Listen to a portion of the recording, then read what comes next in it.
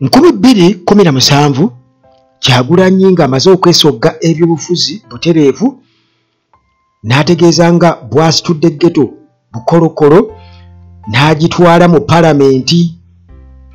Akaseera ako kaali kakazigizigi nnyo era NRM batandika okubeera nga munnange bakubagana ne batandika nabo okubeera nga baagala okubeera nga beesembereza ghetto. Kakati munnange mu kwesembereza ghetto ne kirabika nti bigenda bibookya era bibookyezza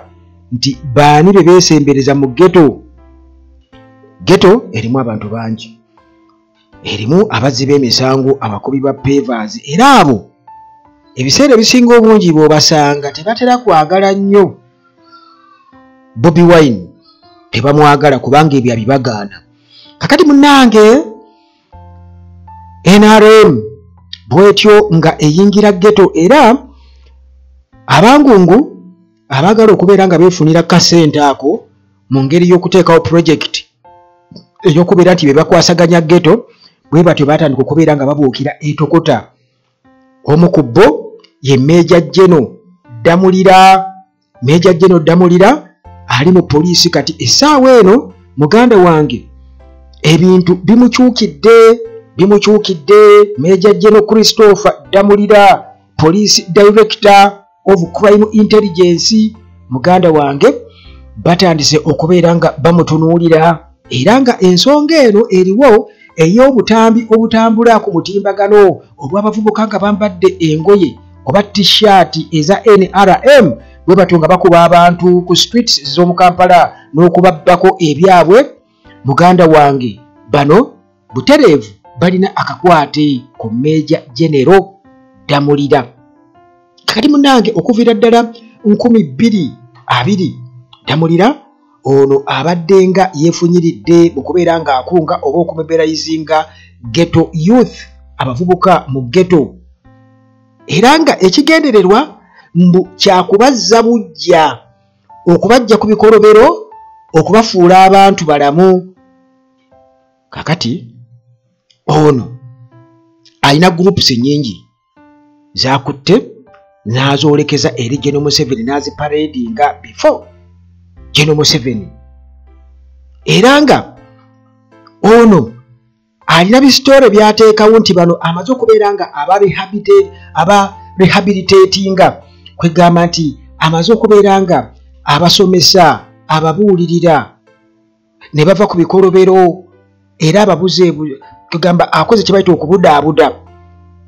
gye bali nti ne bareforminga. Ebyo byonna bisitore nga bigamba General Museveni. Kati munnange bino nga bulijjo bwe bityo munnange ne bimwokya era bitandise okubeera nga bibookya nti bigurupu bye tulaba byonna newankubadde nga munnange abyegaana naye babimuteekako butereevu ate nga munnange bagamba mbuulira gw'oyita naye kubuulire empisa ze mujjukire wano ku nsonga z'aba alien skin mu ghetto bw'atyo era nga banne nnyo. Kakati munnange Major General Christopher Damulira bw'atyo munnange alina bingi ebyokubeera ng'atunnyonnyola ku nsonga eyo era nga tasobola kubeera ng'akyegaana okusinziira ku ekyo ekiriwo,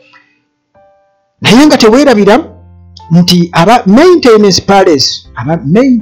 palace bano balina solar systems zonna gwe zewaali badde weetaaga. Mu bwangungu balina water heaters ez'omu binaabiro, njagala kunaba kutuzituukya naye amasannyalaze gagenda mangi mu Uganda wange. Water heater yenywa amasannyalaze gano agafu aga bulijjo, naye osobola ogiteeka ku sola n'obeera nga muganda wange ekyo wakivaako onaaba otwokya oba otunnyogoga bw'oba okoze eki oyagadde. Kakati ate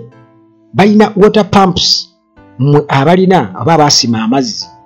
oba ng'olina wosobola okugapampinga wonna, balina water pumps nga zikozesa sola, balina security lights zikozesa sola, balina CCTV cameras zikozesa sola, beba maintenance palace. Balina tiimu esobola okuyambako kubinstallinga bakwasa ekizimbe ekyo mu byamasannyalaze, mu byamazzi, mu bya sola byonna, beba maintenance palace. Kati munnange abo nga tubavuddeko, waliwo omukyala wano bwe tulanga naye tusooke tugende mpola mpola tulabe muganda wange engeri gye byokyezaamu. Major General Christopher Damulira bigurupu bino abiinako kakwate ki abyegaana oba takyasobola kubyegaana kubanga ne Kayihura naye muganda wange ne 2010 tasobola kugyegaana era essaawa eno gaakaba gagumba kubanga muganda wange omulembe gwe gwali gufumbekeddemu ebintu ebyo ebyannantagambwako ebyokutwalira amateeka mu ngalo anti munnange kyerabirwa mugambi naye omugambirwa takyerabira kakati gwe okikola abantu babeera bakulaba byokola okupalapalanya okugaggawala kati munnange Gen. Museveni kigambibwa okuba nti yakwata obuwumbi busatu nga buno bamaze okubeera nga bamumatiza Baddamulira bano okubeera nga abuteeka mu zissako kati bakuliyetinga zissako agenda afuna bigurupu by'abakubi babu pavers abakubi b'obuyondo abakubi bo ayi muganda wange kakati ne bakuliyetinga bigurupu ebyo ne bateekawo zissako eri Gen. Museveni n'aliriizinga akasente kati obuwumbi busatu muganda wange nga babwolekeza gurupu ezo era awo gwe bw'osanga mu ghetto abo bo bamanyira alien skin nzijukira bulungi nnyo yali VJ Junior eyagamba nti bw'amala okulaba akatambi nga alien skin aduumidde abavubuka okukuba abantu mu nkuuka kyamweraliikiriza nnyo kati akubira alien skin n'amunnyonnyola era Junior n'awaana alien skin nti wabula omwana oyo alina amagezi abala kyeyali ategeeza nti ali mu kubala byakalulu naye ku expense yaki ali mu kulumya abantu kukuba abantu eri asobola okufuna obuyinja mbw'asobola okumobirayizinga okukuba kubanga jjukira nti bino ngera bwe ngenda okunywera muganda birimu okukuba okwaddala beetaaga abo balumira mwoyo kati nga ba alien skin modro newankubadde nga muganda wange oyo naye baamuwa ddalevu era nsuubira okubanga waali essaawa eno akitiira ddala ekyo awayinza obutalabikawo kati munnange bigurupu ebyo kwegamba ezo okuziba contracts era alien skin nga kyekiyimu ku contract gye yali abala nga bw'olaba Kalangala action plan jjukira nti alien skin ye yali mukala bwe baali ewa Kakoza Mutale kati ebintu ebyo abimanyi abitegeera engeri gye babikolangamu kati bw'atyo munnange n'ayagala akalimu akatwale akalimu akamwokya kuba basoga bamulaga nti akalimu sikangu ako sikangu bakati ebintu byakyukamu wekibayita people power abaana banyiivu ebyaddala kakati munnange nga bali ku mikolo egy'enjawulo Damulira abadde nga ajja akyogera lunyi era nga ono yeesiba nnyo ku ghetto ku opposition okubeera nti bano babadde nga bajja bamanipulatinga ghetto youths bajja basiba akatambaala ku maaso abavubuka ab'omu ghetto nti ekyo bakikola for political gain without improving their lives bakikola olw'ebigendererwa byabwe bo ng'abantu aba opposition bayogerako nga bajja basiba abavubuka babawudiisa abavubuka ab'omu ghetto olw'ebigendererwa byabwe eby'ebyobufuzi nga tebalina kye babongerako ku bulamu bwabwe mu mbeera yaabwe eya bulijjo kyategeeza kati aze ng'ayogera ekintu ekyo ng'akyesibako nga bw'olaba abamu bwe bateekawo ebya bbomu basobole okufuna budget kati naye bw'atyo mu sikimu yeeyo bw'atyo eri wa Gen. Museveni amaze okubategeka sako bazikoze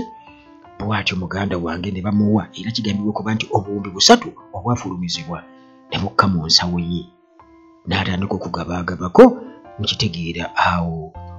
okugabiza n'okutoolako n'okugatta ne kuyingirawo ate ng'okutwalako kitegeeza njawulo n'okugattagatta wano mwe mugere muti mugabane zino kakati enjawulo esigalawo bweti bwe muti okukakananga ensawo nki ensanyufu muganda wange nga bwe tugenda mu maaso muganda wange teweerabira aba Hillside View Apartments gye bali nnyo wali ku Kasozi Jani Entebbe Road tuuka e Namulanda Kajjansi oba Kitende buuza yenna oba wa bodaboda nti ejjanye ku church yewa kati bwotuka ejjanye ku church awo just magamaga bumaze mazawo akapando genda kubokalaba aka Hillside View Apartments zino zankizo nnyo kubanga ng'ojjeko kubeeramu buli kimu naye za emiwendo zazo si giri waggulu osobola opangisa olunaku ewiiki omwezi n'ennaku endala oba omwaka kisinziira ku bwetaavu bwo kakati munnange amasannyalaze sayidi zeyo tegavaako ate wifi nkugambye eri wali mpitirivu ne bw'oyagala osobola okuyoolako n'oteekako mu nsawo yo bw'otyo n'otambula nayo network yo security eri gguluggulu kyokka transport ku first booking yo wabwereere naddala ng'ova ku airport kati n'ebitundu ebitonotono ebyetoolodde awo transport aba wabwere kasi obookinga nabo era n'omaliriza emitendera gyonna kitegeeza nti bajja kusindikira emmotoka ejjeekunone aba Hillside View Apartments kakati munnange abo nga tubamaze kakati tukitegedde nti Damulira akozesa akakodyo olwayingidde ghetto nti akokoteyo bali bo babeera babamanyi bali ba unruly ngera bwolaba Alien Skin bwe yeeyita unruly kwegamba abatafugika abakubi baabo pavers abatemu abo betwogerako nti era abo bo tebaagalira ddala Bobi Wine kubanga ye si wa mubbo si mukubi waabo pavers si musazi wa nsawo kati waliyo gurupu eyo era ebibinja mu ebiri mu Kampala bimanyikiddwa nga bingenda okubeera nga munnange nkubuulira kati Damulira bw'atyo abayingiramu era mu kubayingiramu n'atandika okubeera nga bategekategeka bakozesako aliridde mu Museveni ate munnange ayagala naye ghetto okugikola ki okugigonza kubanga akimanyi nti Omuganda yakola ki yagiwamba president wa ghetto gyali amumanyi kakati agezaako okwagala okusika eyo population eyo akasente definitely alina okukata era ba beneficiaries munnange ne babeera nga bwe tutyo tusobola okubeera nga tubamanya kakati munnange okusinziira ku Damulira mu ntandikwa y'omwaka guno ebigambo bye yayogera bw'ati yagamba nti ali mu kuyamba abavubuka abo si kubawa buwi ssente naye kati balina bye bakola kati nga welding okwokya ebyuma shoemaking okukola engatto art and craft bakola ebyemikono kati ng'okutunga okuba ebifaananyi bwe bityo oba n'okuyimba nsuubira okuba nga kiri omwo naye nti opposition ekozesa abakozese opposition ebakozesa bukozesa kuba parading awo nakubafunirako political mileage era nga bwe batugamba nti nno Bobi Wine bo bafuna ssente okuva mu bazungu kati mu bantu babateekawo baagala mubeere mu makomera eri nga bwe bateekayo nti babano ba political prisoners mutuwe ssente emisango bwe batyo bwe bakiza sayidi yeeno ne weebuuza nti bw'oba okiraba nti nno nuupu efuna ssente nnyingi kati nga Bobi Wine agagawalidde nnyo mu ba political prisoners why do you retain them release them akole loosi bate akole loosi okitegedde gwe just bate oli akole loosi ate bw'obasigaza kiba kitegeeza naawe oyagala agaggawale tukiraba ate anaafacilitatinga ki kubanga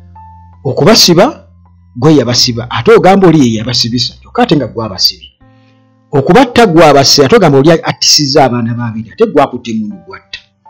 kaakati awo muganda wange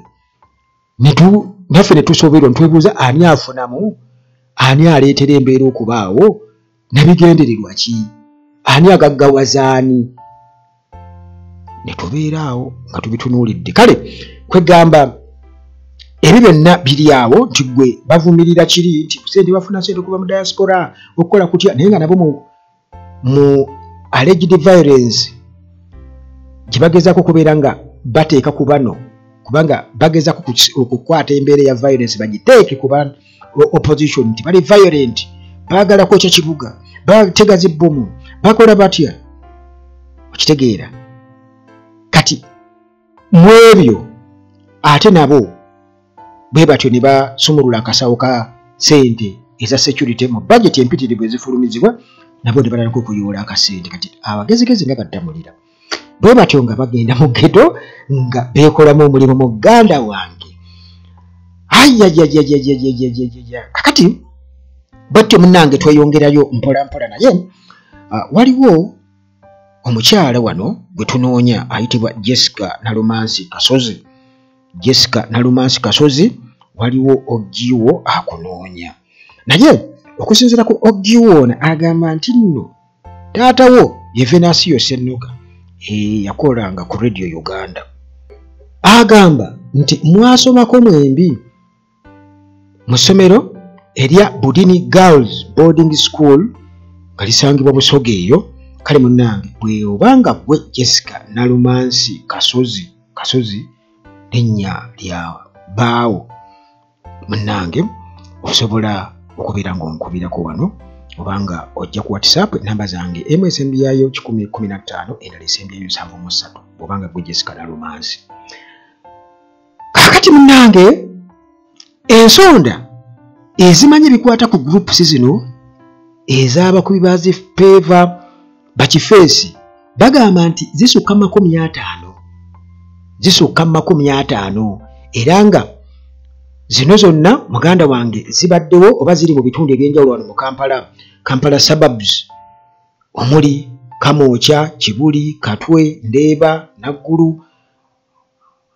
ne Kasokoso wano mu Wakiso district nawo. Kakati zino zonna katugeze omuntu aba planninga okubeera nga akuŋŋaanya abavubuka bano bakifeesi. Ekisooka ayinza okuba nga naye yaliko kifeesi obanga abadde nga kifeesi ng'alina bigurupu ebimukolera mu kubba, kubanga ebyo nabyo gye biri mu magye temwerabira. Tuwuliwo abasirikale wano bwe tumanyi nga babbi ba mmotoka, babbi ba ttaka, babeera mu highway robbery, baba wewe bali abasirikale muno mu poliisi ne mu UPDF n'ebitongole ebirala ebya security nga tebagambwako era nga bo bakola mu bubbi. Mwali muwuliddeko ku mannya agamu agasookezwako ke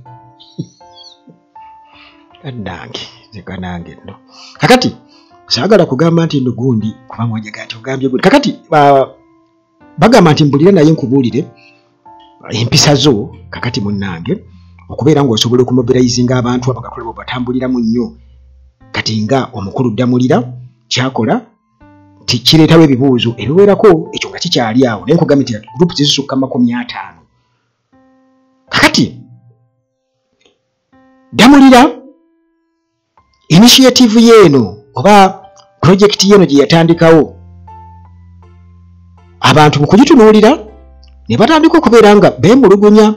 naddala bannabyabufuzi n'abalala mu security establishment nga bagamba ekintu kyakola ekyo ng'era bwe nkyogerako wano mu kwemulugunya, kubanga bagamba nti munnange buli kifaanana ekiki era kibeera ekyo. Kakati nga bagamba nti okukola kino nga abakozesa z'essako nga bateekamu ssente kiba kitegeeza kigenda kubeera nga kireetawo bi groups endala oba criminal gangs endala okubeera nga zifoomingibwawo, kubanga jjukira nti bano babeera ekisooka bamanyi balina protection, bali protected by the state. Jjukira nti kati state katwogera ku NRM egenze mu ghetto eyagala kubeera ng'efuna zi group zino esobola okulwanyisa Robert Kyagulanyi Ssentamu. Kati Robert Kyagulanyi Ssentamu yalondamu already ababe nga bwaliisa enjiri, waliwo baba batasobola kubeera nga baliforminga nga bo baazaalibwa babbi. Okitegeera kakati abamu babeera bamumatira,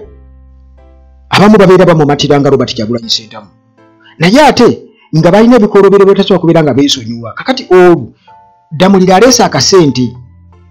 gavumenti ereese akasente, NRM ereese akasente, bwe batyo basalawo bagende sayidi yeeri. Kati bakola ebikolobero bwe baripootinga ew'omukulu nga ate omukulu bwe babawa kati nga bw'olaba alien skin nti amaje olugaze gasazeeko ewuwe bamuwadde protection SFC okitegeera bakiraba luvannyuma nnyo nti owaaye kino kiyinza otwokya nno tuyina engeri gye tushibulinzemu omusajja ono naye alabika abantu bakoze eki bamuganye bamukubye nnyo ku social media alabika ebintu tekikoze bulungi nnyo kati olwo babanga aba withdrawing obutatta image yaabwe era kyovudde olaba nga ye era amaliriza abaloopye bamaze okumukubasaliriza ejjinja eyo ng'amaze okubeera nga yeepankira ku bantu kati olwo atandika gavumenti empa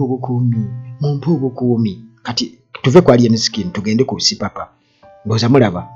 sipapa mu biseera abiri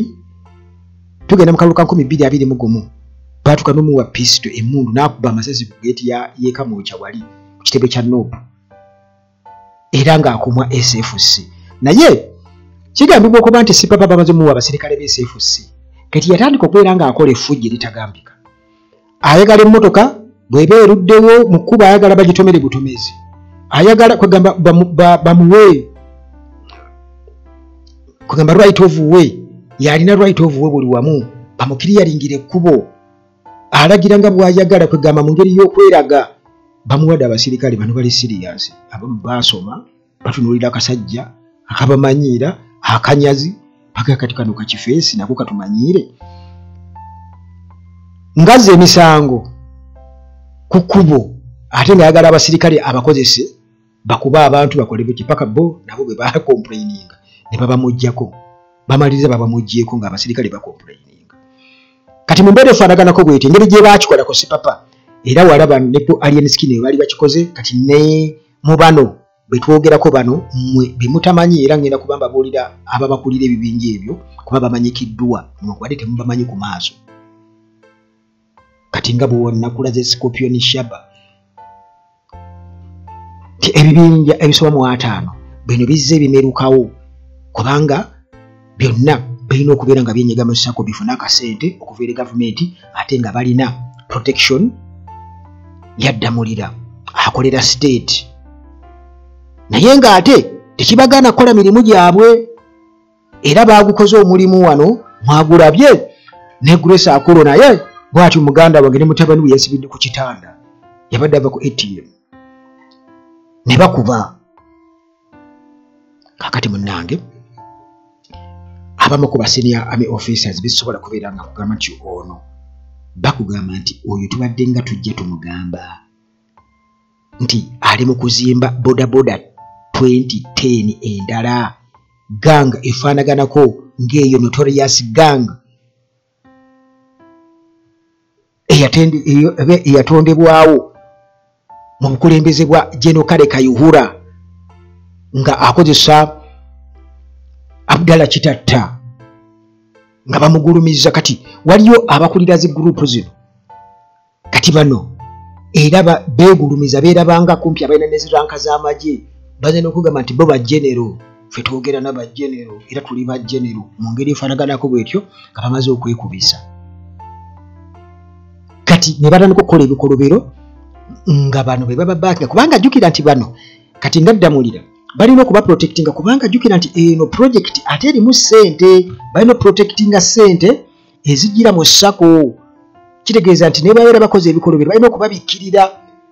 so long as tuba tetubitegedde kati nga kino ekyavuddeyo ne kyeyoleka bwe babasiba weesanga nga babatadde mu ngeri etategeerekeka kubanga waliwo ate ababakolamu ssente nga beefudde ababategekategeka nti nno abali mu kubarehabilitatinga okubabudaabuda okugamba mu ngeri efaanaganako bwetyo kakati essaawa eno nti ng'era bwe kyasuubiddwa nti asuubirwa yayogeddeko dda nga alina okuvaayo okwedifendinga ku mbeera eno ey'ekiralu kubanga bodaboda 2010 yali gang eyatandikibwawo mu 2010 oluvannyuma munnange yafuuka akabonero ak'obumenyi bw'amateeka nga wano mu Kampala muganda wange aba bodaboda 2010 tebagambikako omuyima wa bodaboda 2010 Abdallah Kitatta nga teri DPC amugambako mu Kampala bakubise mu DPC n'akubagana kubanga kale Kayihura akwasaganya police IGP already oli deputy we bagamba Kayihura ayina bodaboda nyingi nnyo mu bodaboda 2010 yali nga akoleramu ayina bodaboda mpitirivu Abdallah Kitatta yaddukanya kati oli addukanya business ye ndozo kiraba nti akakwate nti Abdallah Kitatta yasobola okumanipulatinga kale Kayihura kubanga yali addukanya business ze za bodaboda kakati bano baddamulira already balina zisako ze bakozi ze bafunako sente ku biwajje ne Museveni era nga sako ezo ziriko abo bubinja abo mutawaana abakulira zigangs zino ezisuka 50 era zimirukawo buli kaseera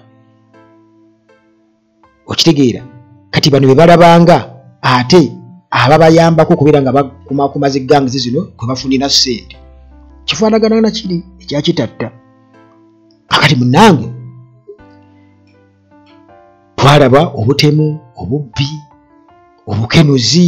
group eya bodaboda 2010 bwe yakola ku bantu ababodaboda bangi baafa balemala mujukira Kitatta we yakwatibwa ababodaboda bajja nga balina emisango giri eyo bamu 13 gye baali bawaabidde Kitatta paka munnange 218 nga bwe kiri nti munnange buli kintu kibako enkomerero 218 bweto bodaboda 2010 yasaanawo kakati munnange ddamulira ba security officers ngabe nkugambye nti gye bali era bamulumiriza nti eno ebadde project ye yakukamula sente yakufunira kasente okuva eri Gen. Museveni ekyo bakikola ki bakimulumiriza kakati omu ku bo yatuse n'okugamba nti olunaku lwe yalaba nga beetisse ebisawo bya sente babitwala mu ghetto ekasokoso ku biragiro bya Damulira ekitegeera butegeezi nti eyo business ebisawo bya sente ebyaddala era babeerako obukakafu mu bimanyi nga bigenda mu ghetto kakati munnange oluvannyuma lwa violence eno yalabise wano ku lunaku olwa Saturday twalabiga gangs nga gakuba abantu ku nguudo abadde bagenda ekkololo nga Gen. Museveni anominatingibwa ba security officials bagamba nti ono kansa abadde yalya edda kakati munnange asajjuse ali ku stage 4 ebyo bimulabyawo nti oyo kansa era babadde bakiraba ng'omukulu ono bali mu kwekolera kasente eyo beefuula nti babakozeseza sako mu bibalabirira abavubuka ba ghetto nga boolaba batulimba ti alina skin alina abavubuka bangi balabiridde bakyusiza ye kenyini nyini alyanirole akola misango kakati ate akyusaani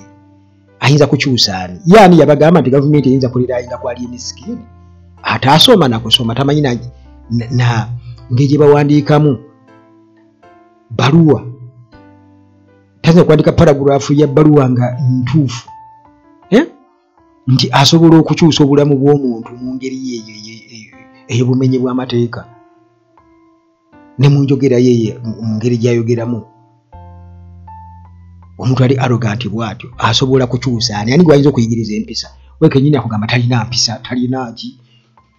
okitegeera kakati ebintu ebifaanaganako bwe bityo byonna munnange wano Uganda bibaawo kakati munnange Kampala njagala okubulira gwa mpuliriza afuuse no-go zone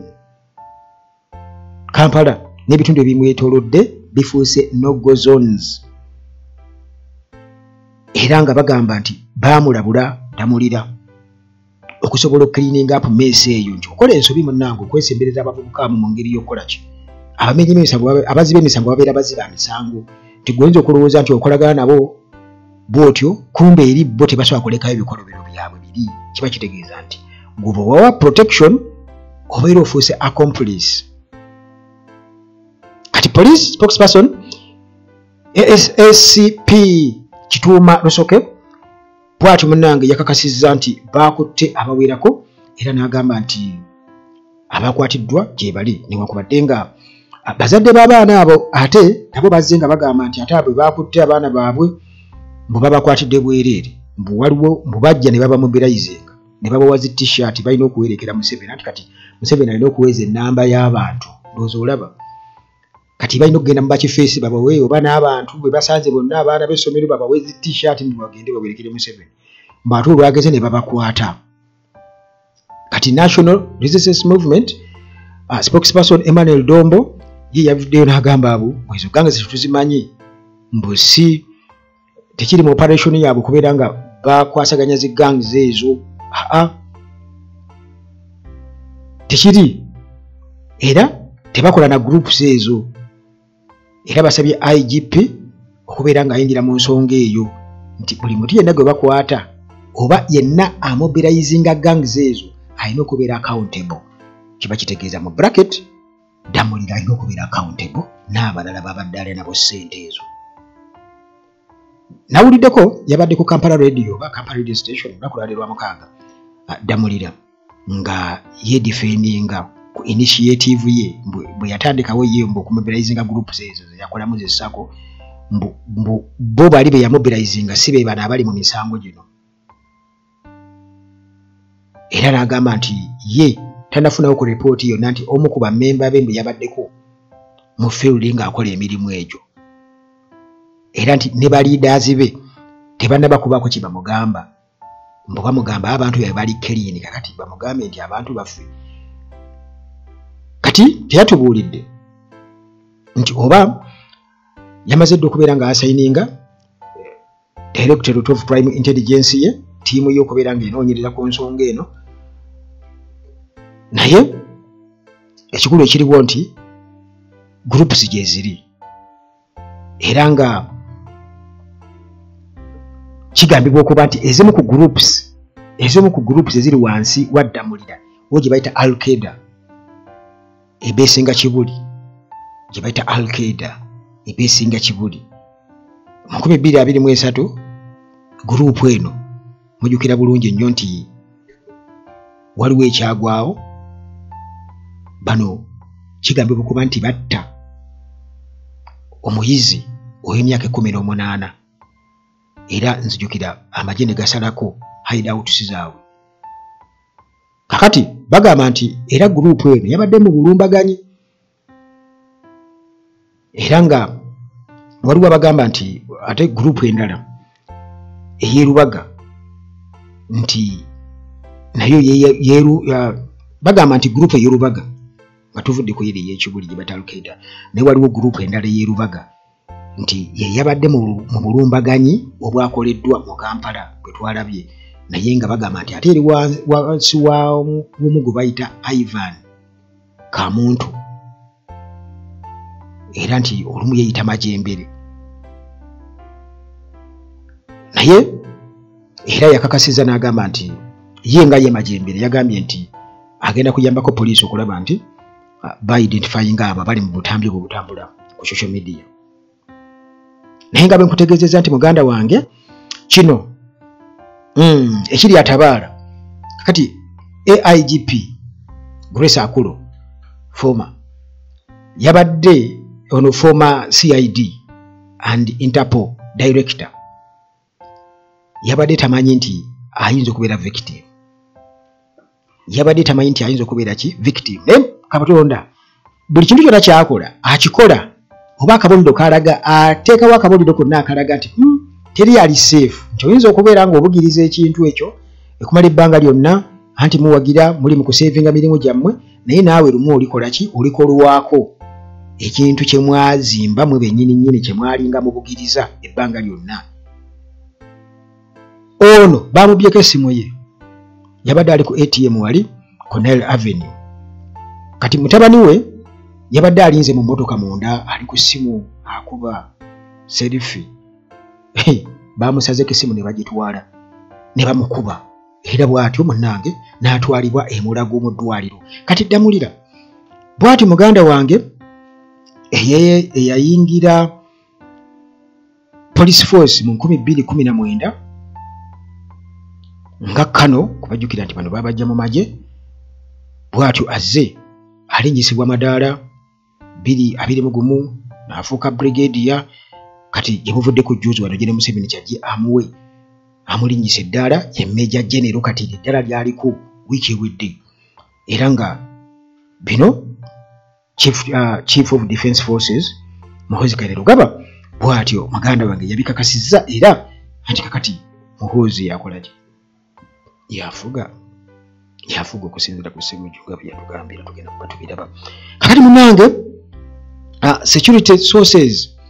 bagamba nti ezimu ku groups zino nti bazikozesanga mu ngeri ey'okukola effujjo ku bantu era mukola effujjo eryakasembayo ku bannayuganda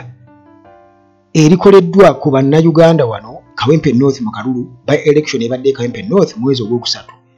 nga bakolera wamu n'aba SFC n'abajjaati okukusa ne police group ezo era nga Ddamulira yakola ki yazikulira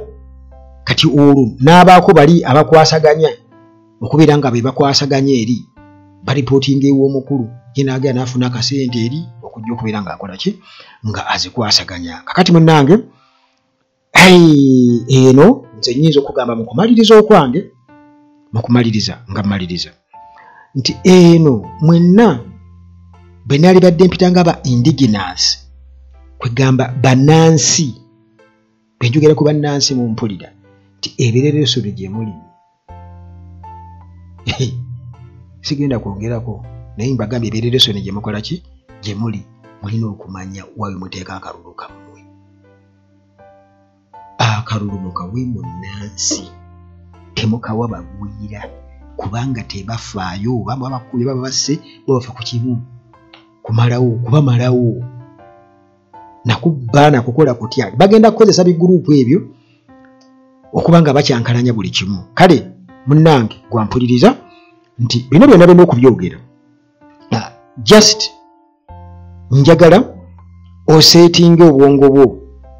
naddala bwe tuba twogera ku protest vote omanye amakulu gaayo okusobola okuwona ebyo byonna kuba nkugambye Kampala ne suburbs ze zitwale nga no-go zones era nga kibaddewo ebbanga lyonna naye ng'ate abakulira groups ezo era beebo ate era abali mu buyinza era nga n'omusimbi guviira ddala eri mu order from above ogulabirira groups ezo okusobola okubeera nga zikola era zibeera ngumu zirina protection okuva eri state era bagumu nnyo tebakwatibwako kyenyeza okugamba muganda wange akuume